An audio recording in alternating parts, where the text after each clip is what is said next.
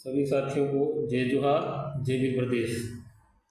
दोस्तों, आज के दैनिक भास्कर या पत्रिका में मैंने सुबह पढ़ा कि हमारे सांसद साहब जो वर्तमान मन्नालाल जी जो रावत है, आदिवासी समुदाय से बिलोंग करते हैं, उन्होंने कक्षा 9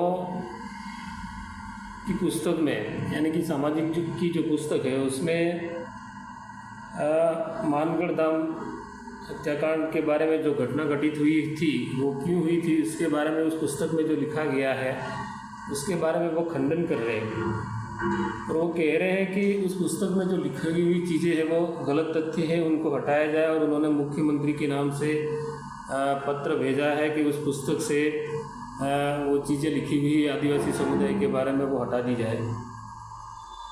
देखिए, उस पुस्तक में लिखा हुआ है कि गोविंद गुरु के नेतृत्व में 17 नवंबर 1913 को जो मानगढ़ हत्याकांड जो हुआ था वो अंग्रेजों और रजवाड़ों के खिलाफ एक वीर प्रदेश की मांग के लिए उन्होंने वहाँ लड़ाई लड़ी थी।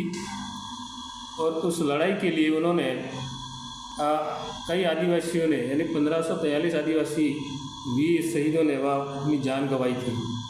और आज मन्नालाल जी रावत कहते हैं कि उस पाठ्यक्रम में जो चीज़ें हैं उनको चेंज कर दी जाए और जो भील प्रदेश की जो मांग करी थी वो गलत करी थी, वहाँ पर वो लोग पूजा पाठ करने गए थे। तो मैं मन्नालाल जी रावत साहब से आपसे कहना चाहूँगा कि शायद आपने भी कई बड़ी विभाग में नौकरी करके आए हैं। पहले आप परिवहन विभाग में, उसके बाद में आपने सांसद का चुनाव लड़ा है और आदिवासी के सर्टिफिकेट लेकर आपने एक नौकरी की, सांसद का चुनाव लड़ा, आप जीते, आदिवासी समुदाय से बिलोंग करते हो। फिर भी आप जब से सांसद बने हो आदिवासियों के बारे में अनप शनप कुछ न कुछ बोलते रहते हो। और आज तो आपने हद ही कर दी कि आदिवासियों के इतिहास के साथ में आप छेड़खानी कर रहे हैं, यानी कि आदिवासियों का इतिहास ही ख़त्म करवाने की कोशिश कर रहे हैं। शायद तक मुझे ये लगता है कि आप आदिवासी समुदाय से बिलोंग ही नहीं करते हो और मुझे लगता है कि कई फर्जी सर्टिफिकेट लगाकर आपने नौकरी की है आदिवासी के नाम से और उसके बाद में फर्जी सर्टिफिकेट के माध्यम से ही आपने आदिवासी नाम से आपने चुनाव लड़ा है। आप जैसे लोगों की वजह से ही आदिवासियों का धीरे धीरे इतिहास खत्म होता जा रहा है। ये तो ठीक है, भारत सरकार के सुप्रीम कोर्ट ने ये कह दिया कि 2011 के जजमेंट में कि इस देश का 8% आदिवासी इस देश का मूल मालिक और मूल नेटिव है और इस देश का पहला नागरिक और मूल मालिक है। साथ ही साथ 800 साल पूर्व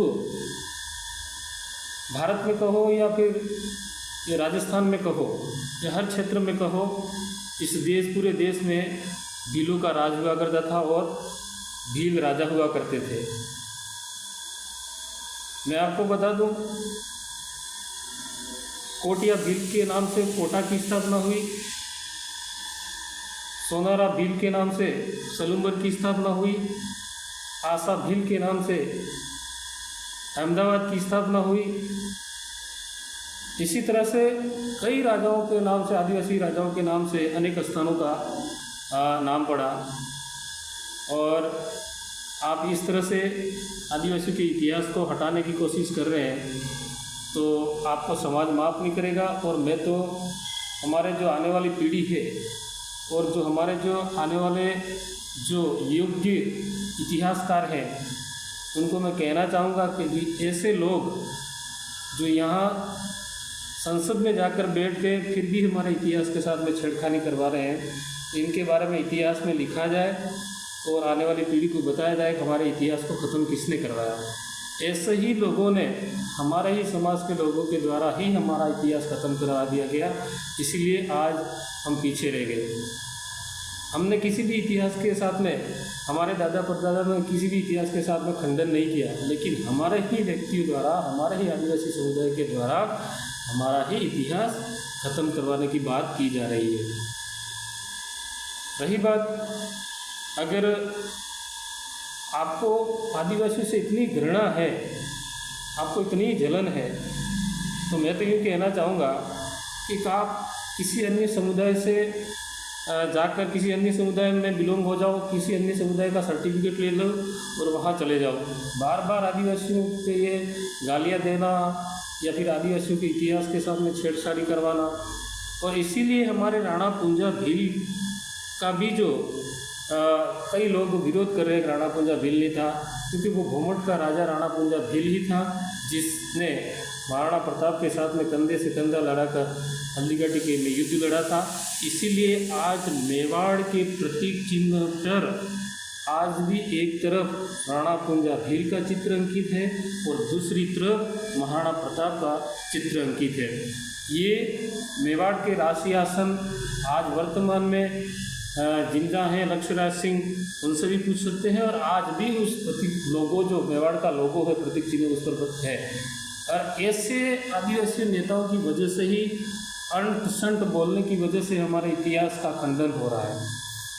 इसलिए मैं तो कहना चाहूँगा कि ये आदिवासी नेता नहीं है, ये आरएसएस व किसी भाजपा के नेता की एक ये गुलामी है।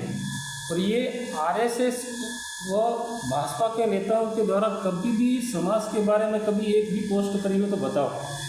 इन्होंने कभी भी शिक्षा के बारे में कभी पोस्ट नहीं करी, इन्होंने रोजगार के बारे में कभी पोस्ट नहीं करी, इन्होंने नौकरी के बारे में कभी पोस्ट नहीं करी, इन्होंने महंगाई के बारे में कभी पोस्ट नहीं करी।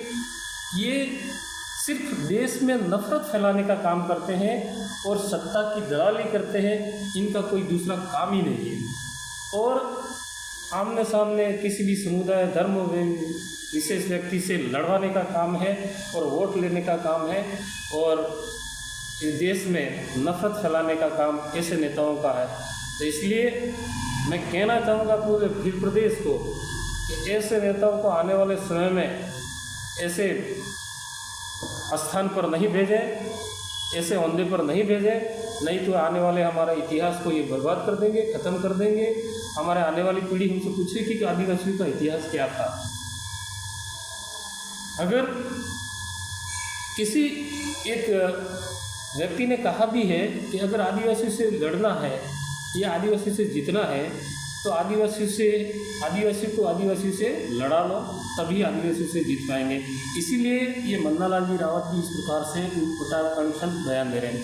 थोड़े समय पहले इन्होंने बयान दिया था, दक्षिणी राजस्थान के कई इलाकों के नाम लिए थे, जिसमें ऋषभदेव, फलासिया, जाड़ोल, फला इत्यादि कई स्थानों के बारे में इन्होंने नाम दिया था, जिसमें कहा गया था कि यहाँ के दक्षिणी राजस्थान के आदिवासी अर्बन नक्सलवादी है, नौगस्तीय है, वामपंथी है, आतंकवादी है, पता नहीं क्या क्या बोलते रहते हर समय जब से ये लोकसभा सांसद बने हैं।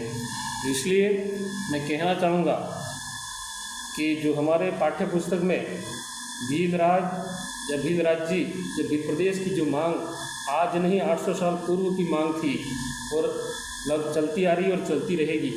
आप इतिहास से इस तथ्य को हटवाने की कोशिश नहीं करें, नहीं तो पूरा भील प्रदेश आपके लिए आंदोलन के लिए उतर जाएगा।